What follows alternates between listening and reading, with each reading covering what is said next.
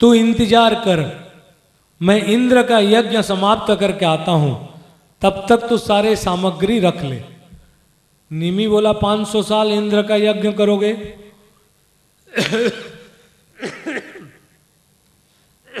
मेरा पहले कर लेते। 500 साल तक यज्ञ में सामान रहेगा कैसे? गुरु कृपा देखिए, 500 साल का गुरु आशीर्वाद देना है ना, चल मैं आऊंगा यज्ञ करूंगा, तो तू जिंदा रहेगा कि नहीं रहेगा? अंदर की बात कोई नहीं समझता। वशिष्ठ कहे मैं इंद्र की यज्ञ समाप्ति तक रहूं। निमि सारी वस्तुओं को कहा कि मैं जुटा लिया हूं, घी ले आया हूं भैया, आपको 4 आहुति देना पड़ेगा। अब तुम्हारे घी के लिए हम आहुति दें? कहता है गुरुजी आप हमारे घर आएंगे? बोले हाँ आएंगे। कब आएंगे? अब बोलते बोलते मैं बोल दिया 11 बजे। अब गुरु वो कल मिठाई कपड़ा लता सब रख रहा है। अब मैं सो के उठा 12 बजे, अब मैं हदर जाता हूं, बोल तो दिया, जाने का इच्छा रहता नहीं गया। 3-4 दिन के बाद उधर से जब गया तो फोन किया, अरे भाई मैं तेरे घर आ जाऊं? बोलता है पिछले दिन मैं 300 रुपया का बर्फी मंगाया था, फिर मंगाऊं। एक थी शबरी जो बचपन में बोल दिया गया कि राम तुझे मिलेंगे, तो राम के लिए नहीं, गुरु के वाणी के लिए जिंदगी भर के लिए इंतजार करती गई। फूल बिछाती रही, एक दिन नहीं बिछाई, जीवन बिछाती रही कि गुरु आएंगे, राम आएंगे, राम आएंगे। शबरी की भक्ति के लिए नहीं, गुरु भक्ति के लिए राम को शबरी के पास जाना पड़ा। ये भक्ति हम में होना चाहिए।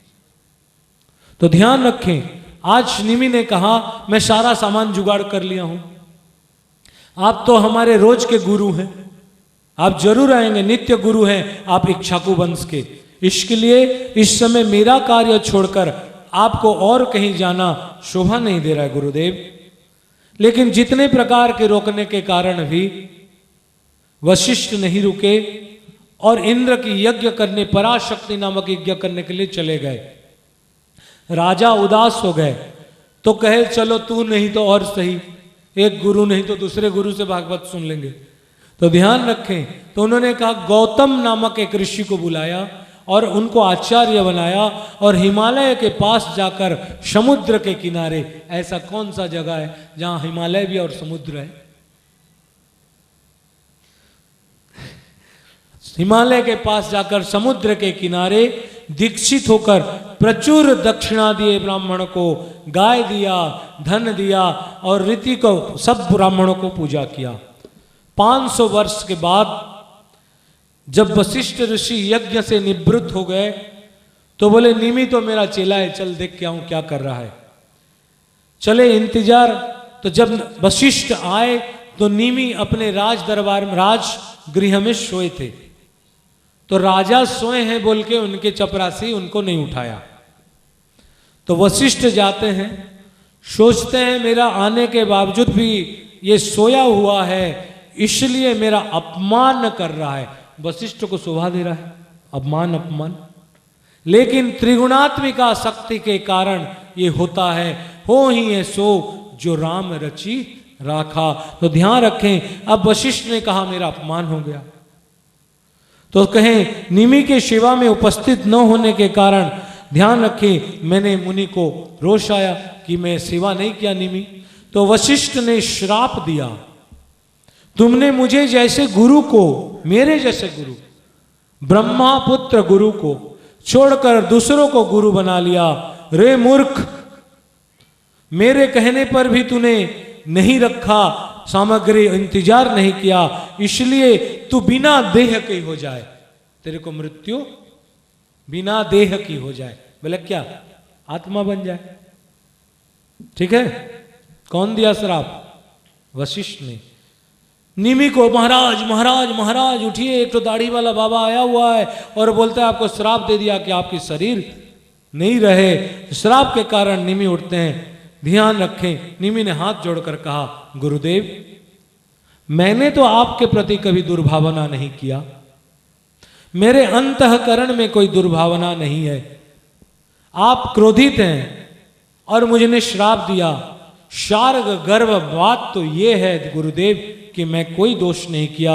मैं ये अजमान बारंबार आपको प्रार्थना करता रहा, आपने ठुकरा दिए लोभ के लिए। इसके मन में भी था मैं ज्यादा नहीं दूंगा, इंद्र से ज्यादा मिलेगा बोल के, लोभ के लिए आप वहां चले गए ऐसे निंदित कर्म करने। आप एक बार मैंने एक आदमी को बोला तुम चंडी पाठ करवा, बेचारा गरीब था, तैयारी करवाया। तो मैं तो किसी के यहाँ करता नहीं था, करता भी नहीं हूं किसी के कामना। तो मैंने एक पंडित को बोला जाओ भाई वहां पाठ करके आ जाओ। तो पंडित को अब गाड़ी चाहिए, वो अपना शंकराचार्य जन के जाएगा।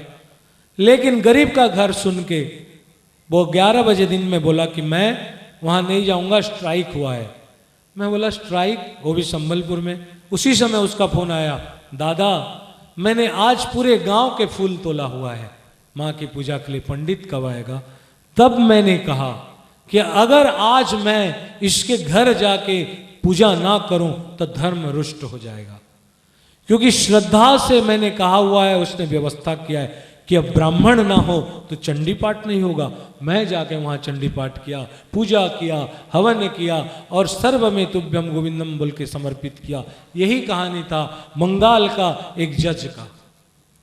सर गुरुदास बनर्जी ब्राह्मण थे, श्राद्ध कर्म में गरीब के घर कोई खाने नहीं गया। तो वो घर के पास में एक बुढ़िया आई, बोले बाबा आज श्राद्ध है, क्या मेरे घर तुम ब्राह्मण और खाने आओगे? गुरुदास बनर्जी जो जज थे कलकत्ता हाई कोर्ट के, उन्होंने कहा अगर मैं ना जाऊं तो आज इसके श्राद्ध टूटेगा, गरीब के घर कोई नहीं जाता। बंगाल के जज बुढ़िया के घर जाकर खाना खाए, अन्न खाए और ब्राह्मण जैसे पोटली में लेके आते हैं, गुरुदास बनर्जी 4 मुट्ठी चावल लेके आए। धर्मणि रक्षति रक्षत, जो धर्म की रक्षा करता है उसी का धर्म रक्षा करता है, ध्यान रखें। तो कहा गुरुदेव मैंने आपको कहा लेकिन आपने इस बात को नहीं माना, आप चले गए, आप लोभ से चले गए, आपने ऐसे निंदित कर्म किया, आपको संकोच नहीं आया कि मुझे छोड़ के इंद्र के पास चले गए।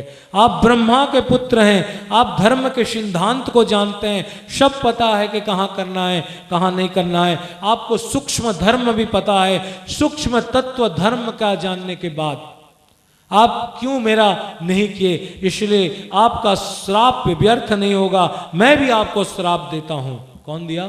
निमि ने श्राप दिया, क्रोध सर्वत्र त्याज, आपने क्रोध भरकर मुझे श्राप दिया।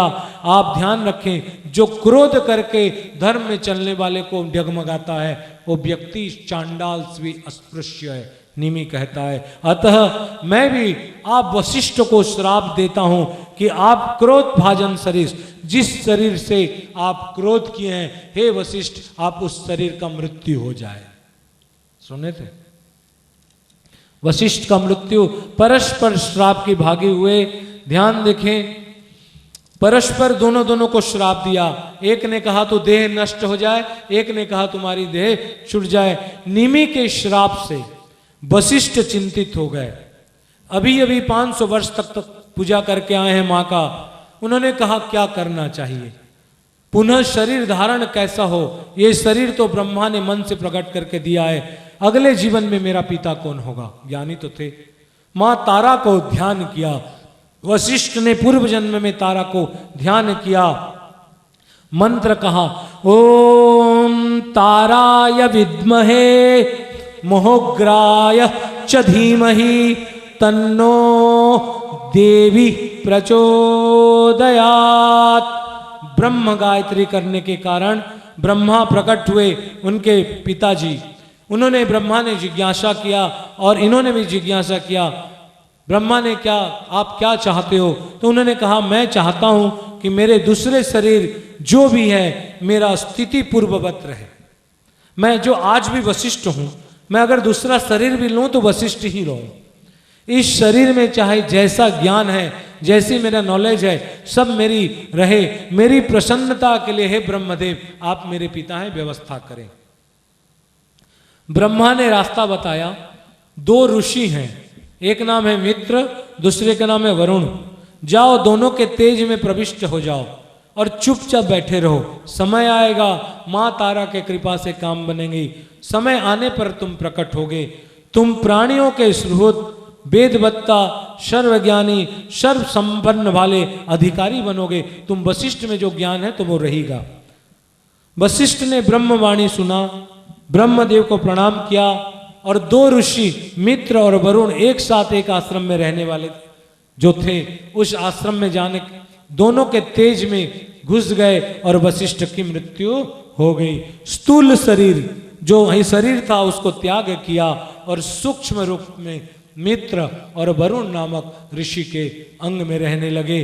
दूसरी कहानी आती है, ध्यान रखें, अप्सरा उर्वशी अपने सखियों के साथ स्व इच्छा जगदम्बा तारा के कृपा से मित्र और वरुण के आश्रम में आई। मित्र और वरुण दोनों का मन चलायमान हो गया है। कौन? ऋषि। लेकिन सत्व गुण रहे, लेकिन आंख कहीं और जाए। शरीर बैठे तो सत्संग या मन बैठे तो सत्संग। क्या मन ऋषि का शरीर मन चलायमान हुआ। ज्ञानी नामापि चेतांसी देवी भगवती शावलाद कृष्ण मोहाय महामाया प्रयच्छति। सबके त्वयं वैष्णवी शक्ति अनंत वीर्या विश्वेश बीजम परमाशि माया सम्मोहितम देवी समस्त में तत्म वै प्रसन्नाम भूमि मुक्ति हेतु। तो ये उर्वशी आई, मित्र और वरुण का मन चंचलमान हुआ। उन्होंने कहा, वरवर्णिनी हमें वर्ण करो, आश्रम में तुम आराम से घूमो, कोई टेंशन नहीं है, आनंद का अनुभव करो। उर्वशी भी कुछ समय के लिए देव प्रेरित होते हुए वहां ठहरी। दोनों ऋषियों का अभिप्राय समझ में आया, प्रेम प्रकट किए दोनों ऋषि, प्रेम को स्वीकार किया गया। इतने बड़े घड़ा थे, घड़ा में मित्र और वरुण का तेज पलित होकर घट में गिरा और मुंह को बंद किया, क्योंकि घट मुंह खुला था। उसमें आने के कारण उसमें दो पुत्र प्रकट हुए, उर्वशी के गर्भ से नहीं हुए। उर्वशी को देखकर मित्र और वरुण का तेज से घट में दो पुत्र प्रकट हुए। पहले का नाम था अगस्त्य, बोलिए, अगस्त ऋषि, और दूसरी फिर वशिष्ठ। दोनों बच्चा थे, इतने बड़े बड़े। तो अगस्त ऋषि बच्चा बन के, ध्यान करें, दोनों मित्र और वरुण के तेज से प्रकट होकर महान तपस्वी ऋषियों में ये वशिष्ठ और अगस्त। अगस्त कौन? जो विंध्याचल माता को आज भी दक्षिण में अगस्त्य हैं, विंध्याचल को झुका के चले गए हैं, वो अगस्त ऋषि। और वशिष्ठ राम के गुरु। तो ये दोनों कुंभ से प्रकट होने के कारण ये दोनों का नाम है कुंभज। इसलिए रामायण में अगस्त ऋषि का नाम कुंभज मुनि कहा गया है। ठीक है। तो ये छोटा बालक जो गौतम था, ये अगस्त ऋषि को छोटा में जंगल चले गए, हम माँ की सेवा करेंगे बोले। दूसरे बालक जो था वशिष्ठ, वो जानते थे इक्ष्वाकु राजा, निमि का दादाजी, वो लोग क्या किए कि निमि के पिता लोग, इक्ष्वाकु वंश लोग, कि ये हमारे गुरु वशिष्ठ है, अभी बच्चा बना हुआ है। अरे जो कृष्ण को जानता है परात्पर, वो क्या कृष्ण को छोटा रूप में देख के भटक जाएगा? भटकेगा? तो जानते रहिए हमारे गुरु है। तो गुरु को ले जाके उत्तम व्यवस्था किए, दूसरा शरीर में वशिष्ठ बने। जैसे भाई वशिष्ठ दूसरे शरीर से हुए, निमि का दूसरा शरीर नहीं हुआ। ये इंपॉर्टेंट चीज है। जिस समय ऋषि श्राप दिए थे, उस समय मैंने बोला कि निमि राजा यज्ञ में दीक्षित होते थे, यज्ञ करने वाला था, तो फिर कोई यज्ञ पकड़ लिया था। इसलिए कहता हूं, एक प्रोग्राम खत्म होने के पहले दूसरे प्रोग्राम तैयारी कर लो, ताकि अच्छे रहोगे, तब तो फिर वो प्रोग्राम में आ पाओगे, स्वस्थ रहोगे। पैसा वाला रहोगे तब तो दे पाओगे, और सुखी रहोगे तो घर से आ पाओगे। इसलिए मैं करता हूं, एक प्रोग्राम के बाद दूसरा अनाउंसमेंट कर देता हूं कि 2 सितंबर फिर राधाष्टमी है, बोल साचे दरबार की। तो इन्होंने दूसरा व्रत का ग्रहण कर लिया था। तो बड़ा बात है, सारे पंडितों ने, सारे ऋषियों ने ये सोचा, ये राजा तो बहुत दान देने वाला है, राजा तो धर्माज्ञ है, आहा ये धर्म के नरेश, श्राप से इसकी देह जल गया है, कितने कष्ट पा रहा है, लेकिन यज्ञ में दीक्षित है, और यज्ञ पूरा ना हुआ तो फिर ये अधूरा हो जाएगा। इसलिए ये श्राप से जले जा रहा है। अनेक प्रकार के मंत्रों से सारे ऋषियों ने ये राजा के शरीर को के अंदर उसकी आत्मा की सुरक्षा रखा। मिस्र में तो पिरामिड बनते हैं, शरीर को सुरक्षा रखा जाता है, लेकिन हमारे शास्त्र कहता है निमि राजा के शरीर में आत्मा को सुरक्षित रखा गया। आज तक सुने हैं आत्मा कभी सुरक्षित रखा गया? मंत्र शरीर से निर्विकार, शरीर का विकार होता है, मर जाता है, सड़ जाता है, गल जाता है, लेकिन मंत्र के शक्ति से निर्विकार आत्मा को शरीर में प्रतिष्ठित कर दिया गया तारा माँ की कृपा से। और ब्राह्मण भांति भांति के पुष्प और चंदन से उस आत्मा के पूजन करने लगे। यज्ञ चल रहा था, यज्ञ समाप्त हुआ। जब यज्ञ समाप्त हुआ था सारे देवता पधारे। सारे ब्राह्मणों ने देवताओं को कहा कि हे देवता, अगर आप प्रसन्न हो तो ये जो राजा का जो स्थिति हुआ है, ये देवताओं को स्थिति आप देखो, इसकी कल्याण करो। देवताओं ने बोले, राजा उसकी आत्मा है, शरीर में गल गया है, राजा हम आपसे प्रसन्न हैं। अगर इस यज्ञ जो आप किए हो, आप ब्राह्मण लोग उसको पूरा किए हैं, इसके फल स्वरूप तुम मानव बनना चाहो, देवता बनना चाहो, जो देव बनना चाहो तो भी मिल जाएगा। श्राप आपको ये शरीर देव मानव का प्राप्त हो सकता है। जो अभिष्ट चाहे, जैसा चाहे तो मांग लो। निमि के आत्मा कहा कि हे देवताओं, मैं सदा जन्म और मरण के इस शरीर से छुटकारा पाना चाहता हूं। मैं इस शरीर में फिर नहीं आना चाहता। मैं चाहता हूं कि संपूर्ण प्राणी जिस पर देखते हैं, किसमें देखते हैं? आंख पर। संपूर्ण प्राणी जिसमें देखते हैं, मैं उसी पे रह जाऊं, मैं कभी समाप्त ना हूं। इसलिए वैसे वस्तु में रहने की सुअवसर मुझे प्राप्त हो। अखिल प्राणियों के नेत्रों में मैं वायु बन के रहूं। निमि राजा ने कहा, सब प्राणियों के, गाय बलद सबके में मैं वायु बन के रहूं और मेरे कंपन से आदमी आंख बंद कर पाए। तब ये अभिलाषा किया। सब ने कहा तथास्तु, क्योंकि तुम तारा माँ का भक्त हो, इसीलिए सब पर शासन करने वाली कल्याण स्वरूपिणी भगवती जगदम्बा तारा को प्रार्थना करो। निमि की आत्मा ने तारा को प्रार्थना किया। निमि ने इतने यज्ञ करने के कारण जगदम्बा प्रसन्न तो थी ही, तब कहा कि इस यज्ञ से भी मैं प्रसन्न हूं और मेरी कृपा से तुम्हारी आंख में वायु बन के रहने का अभिलाषा पूर्ण होगा। सब देवताओं ने कहा स्वस्ति स्वस्ति, और निमि अनेक प्रकार की स्तुति किया, गदगद वाणी से स्तुति किया, और माँ जगदम्बा ने निमि को साक्षात दर्शन दिया। किसको? आत्मा को। चलिए, मां कैसी थी?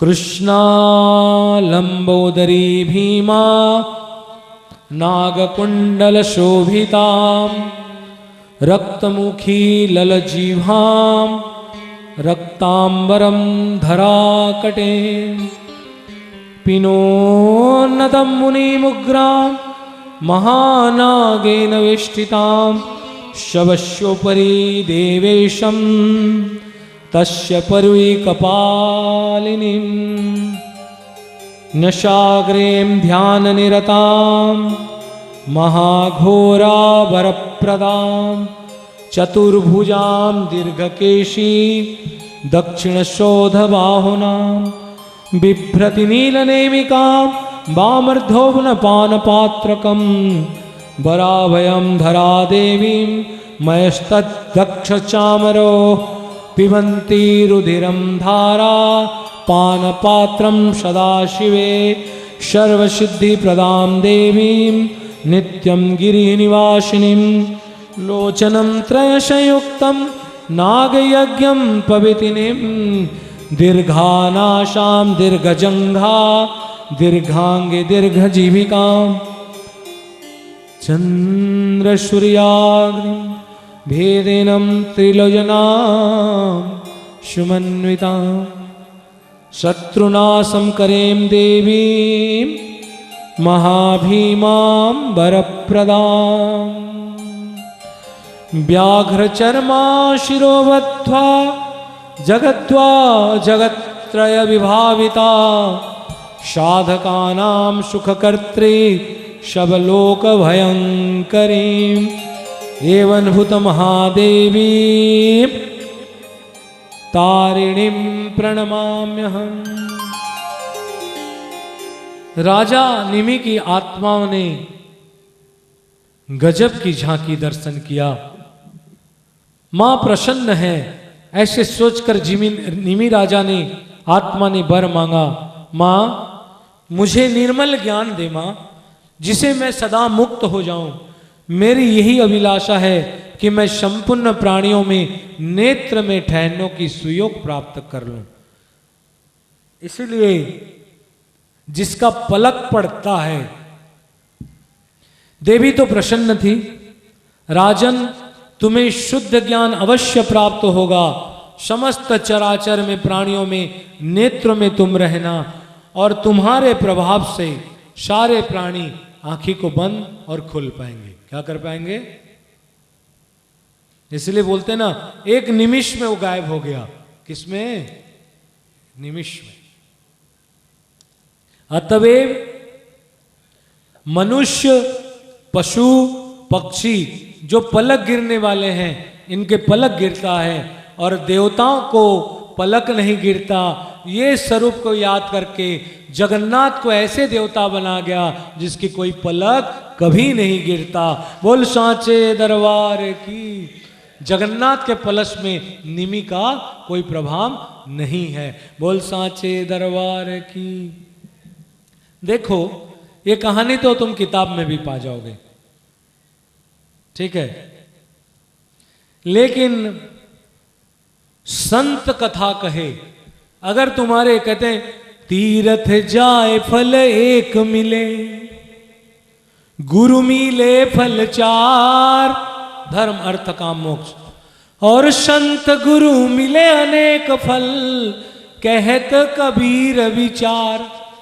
आपको गुरु मिले तो आपको धर्म अर्थ काम मोक्ष की प्राप्ति हो जाएगी, लेकिन तुम्हारी संत, तुम्हारी गुरु अगर संत है फिर तुम्हारी कल्याण होगा। सुनिश्चित है, धर्म अर्थ काम मोक्ष प्राप्त करा के तुम्हें ईश्वर के रास्ता में डाल देगा। और कबीर जैसे कहना पड़ेगा, राम संदेशा भेजिया दिया कबीरा रोए, और जो सुख मिले सत्संग में वो बैकुंठ ना होए ना होए ना होए। अन्य आदमी कथा कहते हैं तो ध्यान रखें, वो कहानी है, और संत कथा कहते हैं तो वो सत्संग है। संत के कथा में उपासना की सुगंध होता है, ध्यान रखें सब, और अन्य लोगों की कथा में वासना की दुर्गंध रहता है।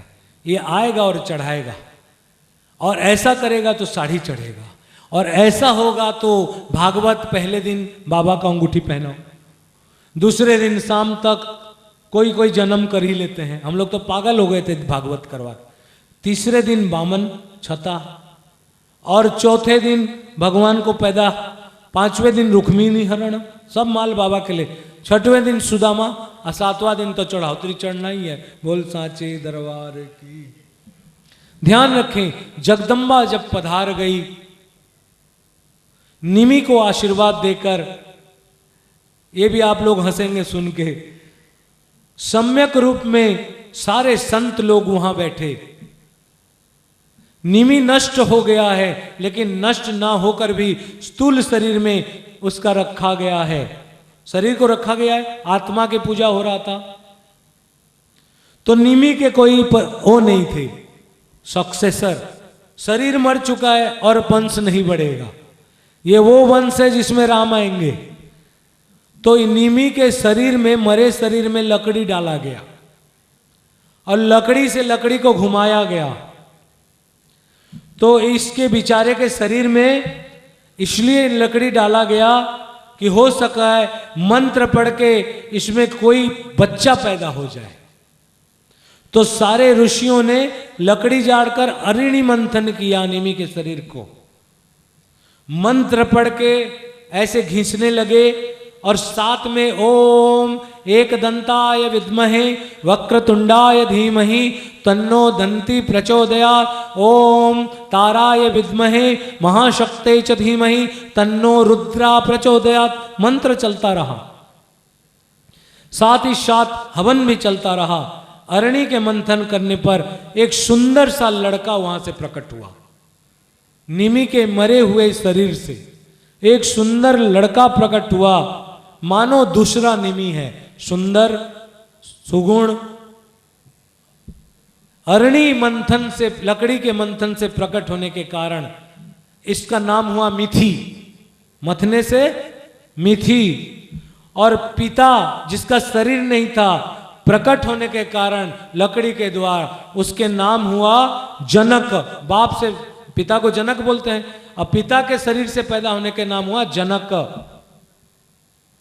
ये निमि दूसरे जन्म में जनक बने। जनक एक पोस्ट है। सीता का पिता 18वां जनक है और उनके वंश में जितने पैदा हुए सब एक एक जनक है। तो जितने ये वंश में पैदा हुए ये सब नरेश को जनेक कहा गया और शरीर से पैदा नहीं होने के कारण इनको विदेह कहा गया। और इसी के पुत्री बन के सीता आई तो वैदेही कहलाई। बोल सांचे दरबार की। गंगा नदी के कुल में सुंदर नगर बैठाई। मिथिला नाम, मिथि नाम था, मथने से निकला था। मिथि होने के कारण गंगा नदी के किनारे जो गांव बना उसको नाम मिथि, मिथिला, मिथिला बना, जिसमें माता सीता आई। जो राजा उस कुल में उत्पन्न हुए उसको जनक की उपाधि मिला। परम ज्ञानी लोग विदेह भी उस जनक को कहते हैं। इस जनक के कुल में तारा कैसे सती सीता तारा बनी, अगर हो पाए तो सेकंड हाफ में आपको बोलूंगा। बोल सांचे दरबार की। छोड़ूंगा नहीं। इसके बाद जाओ स्टार्टर खाओ, भूख लगे खाना खाओ, फिर आके बैठो। अरे लम्हा लम्हा तरसते थे जिस लम्हे के लिए, वो लम्हा भी आया कुछ लम्हे के लिए, इसका फायदा उठा लो। बोल सांचे दरबार की।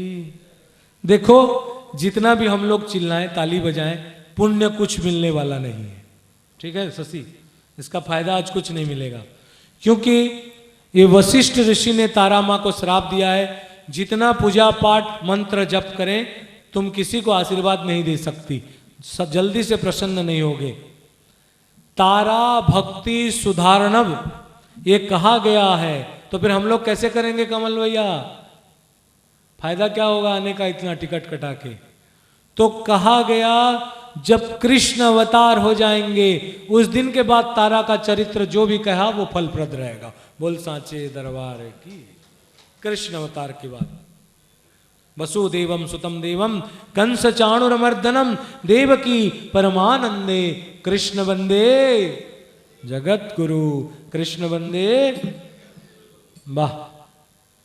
तो मैं सोचा अमित हम लोग जन्माष्टमी करवा लेंगे, बोला पीछे करवाएंगे। कोई मुझे पूछा, सब अपने आप होता है भाभी। गुहा रोड के भाभी बोली भैया क्या वो जहां प्रोग्राम होगा वहां न्योछावर भी होगा? मैं बोला क्या चीज का? बोले नंद उत्सव होगा। मैं बोले कहां से आ गई? मैं बोला माँ ये क्यों ऐसा बोली? मैं बोला नहीं, कृष्ण की जन्म की उत्सव करना ही पड़ता है, तो चलो जन्म उत्सव करें कि तारा माँ प्रसन्न हो, हम लोग को आशीर्वाद दे। बोल सच्चे दरबार की। नंद के आनंद भयो, हाँ नंद के आनंद भयो। ताली चालू। अगस्त महीना जुलाई महीना नंद बाबा खेल रहे हैं, नहीं खेलते भाई। उत्सव तब हुआ ज्ञान जब गोकुल में प्रकट हुए। रात के 12 बजे उत्सव नहीं हुआ। अरे मां की पीड़ा बोरा पहन के टाट पहन के प्रसव की है, और हम लोग पूड़ी और खीर और पंजरी बना के जन्माष्टमी मनाते हैं।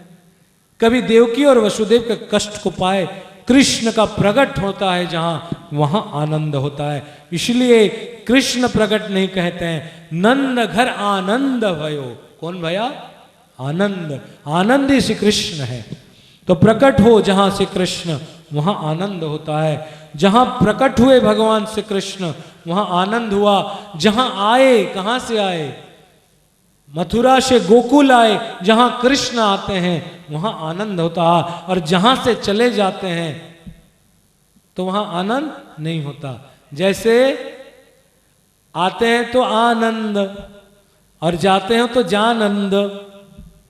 तो ध्यान रखें, नंद माने वो जो आनंद से प्रेरित हो, और जो जाने वाली हो वो है ननंद। मेरा भाई, जो आनंद जाने वाली हो घर से उसको ननंद बोलते हैं। ननंद, ननंद हमारी भी बहु बेटियां हैं। नंद जहां आनंद हो, और जहां से आनंद चली जाए वहां ननंद होती है।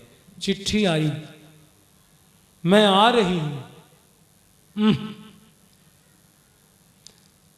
अरे ननंद तो वो है, चिट्ठी पढ़ती, भाभी मैं आ रही हूं, तो भाभी की आंख से खुशी आ जाती है, मेरी सहेली आ रही है, 3 दिन में आ रही है। कहती नहीं नहीं इतनी जल्दी नहीं, जल्दी आ जाओ। जहां नंद की बहन है वो सुनंदा है। कौन है? सुनंद है। कौन है? सुनंद। कृष्ण के जन्म उत्सव का कुछ ज्ञान दे रहा हूं। जो बहन सुनंदा हो, जो आती है तो घर में आनंद फैल जाती है, वो ननंद सुनंदा है। नंद के बहन के नाम सुनंदा। जो दूसरों को यश देता है, क्या देता है? भगवान को प्रकट करके यशोदा रखी, सबको दे दी। जो दूसरों को यश देता है वो यशोदा है। जो इंद्रियों को पी जाते हैं वो गोपी हैं। इंद्रिय माने आंख और कान। जो आंख और कान से कृष्ण को पी जाती हैं, रस बना के नहीं, जो आंख से कृष्ण रूपी रस को पी जाती है, जो कान से कृष्ण रूपी रस को पी जाती है, वो गोपी हैं। जो कृष्ण को हृदय में छुपाती हैं वो गोपी हैं। अरे काम क्या करते हैं? बोलते हैं काम नहीं मिला, हमारा कर्म बहुत है, नहीं जा पाएंगे। कर्म एकम तस्य देवता सेवा। कर्म तो एक ही है कि कृष्ण की सेवा करो, और कोई काम नहीं। एक कर्म एक तस्य देवता सेवा। एक देवता, एक ही दुनिया में देव है। एकाकी देवकी नंदन एक। देवकी का जो नंदन है दुनिया में एक ही देवता है। और एक गीतम देवकी नंदन गीत। किसके गीत? देवकी। मैं जो भी गीत गाता हूं किसी और की नहीं। जो है भूले हुए या है बिछड़े हुए, मैं महिमा तेरी मां सुनाता रहूं। अम्बे मैया मुझे ऐसा वरदान दे, जिंदगी भर तेरे गीत गाता रहूं। एक गीतम देवकी नंदन गीत। प्रभु 3 शरीर लिए, एक स्थूल शरीर, एक सूक्ष्म शरीर और एक कारण शरीर, बात जागृतिक शरीर। स्थूल शरीर गोकुल में लिए, लीला किए। सूक्ष्म शरीर मथुरा में लिए, और भगवान कारण रूपी द्वारिका में चले गए। गोपी प्रेम। हे श्याम पिया तेरे बिन ना जाए ये जिया। चले। श्याम पिया तेरे बिन ना जाए जिया। श्याम पिया तेरे बिन ना जाए जिया। हे प्रभु, ये गोपियों ने आंख और कान से तुम्हें प्यार करते थे। क्या तुम प्यार करने के योग्य हो? क्या तुम में ऐसा कोई गुण है जो तुम्हें कोई प्यार करे? ठाकुर, क्या तुम प्यार करने की योग्य हो? आदमी तो प्यार करता है जो सुंदर हो, सफेद हो। तुम तो काला कलूठा हो, तुम्हें देख के भी मन नहीं लगता कि तुम्हें प्यार किया जाए। लेकिन तुम काला क्यों हो जानते हो ठाकुर? ये गोपियां बड़े बड़े कारी कारी आंखें और कारी कारी आंखों में काजर लगाती है, और कारी कारी काजर में उनकी पुतली कारी हो जाती है, और उनकी पुतली में बैठने के लिए तुम्हारे रंग काला हो गया। तुम प्यार करने की योग्य हो? तुम चोर जार शिखामणि हो, तुम चोर भी हो और पर स्त्री को प्रेम करने में सर्वोच्च हो। कोई प्यार करता है तो पैसा वालों से, तुम प्यार करने लायक हो, तुम ग्वाला हो। तुम्हारे में 3 गुण हैं, लेकिन ध्यान रखें तीनों गुण, पहले गुण को बताने वाला पीछे, लेकिन आपका दोष दिखाने वाला पहला है। क्योंकि लेकिन प्रभु, आगे मैं ज्यादा नहीं कहूंगा, 64 प्रकार के गुण है तुम्हारे, लेकिन एक गुण सर्वोच्च है आपका। बोले क्या? प्रभु तुम सबको निभा देते हो, ये गुण तेरा सबसे ज्यादा है, सबको निभा देते हो प्रभु। इतने सारे अवगुण मैं नहीं बता सकता, एक गुण में तेरे में है, तुम सबको निभा देते हो, सबको पटा लेते हो। प्रेम निभाना बड़ी बात है, बड़ी बात प्रेम निभाना है। ध्यान रखें, सांसारिक प्रेम जो हम लोग करते हैं, सुबह आई लव यू, सांसारिक प्रेम। सुबह सुबह दिलीप कुमार बोलता है ना, बार बार बीवी मेरे से पूछे do you love me, do you love me, 4 बाज का बच्चा फिर भी बोलूं आई लव यू। सांसारिक प्रेम, सुबह आई लव यू नहीं कहो तो पता नहीं कितने के घर में चूल्हा नहीं जलेगा। अब शाम हो जाए, लीव यू, मैं आ रहा हूं थोड़ा, लीव यू, लीव यू। और जब प्रेम संसारिक पूरा हो जाए तो kill you, kill you, kill you. हे प्रभु, दुनिया में आप सर्वोच्च चोर जार शिखामणि हो। दीदी कहती यमुना काली है, ये तुलसी, सब कहते हैं कृष्ण को काली तुलसी पसंद है। पहले एक तुलसी हरा थी और यमुना इतनी कारी न थी, लेकिन जिस दिन ये कृष्ण यमुना को छूते हुए चले गए, इसकी काला रंग कालिंदी में आ गई और यमुना कारी हो गई। और कृष्ण के लिए राधा के आंख से जो नैना गिरे, जो आंसू गिरे, राधा न होती तो वृंदावन भी वृंदावन न होता, राधा के नैना न रोते तो यमुना इतनी काली न होता। प्रेम की भाषा जानता न कोई, कन्हैया को योगी मानता न कोई, बिना परिणय के वो गाँव की गवालिन।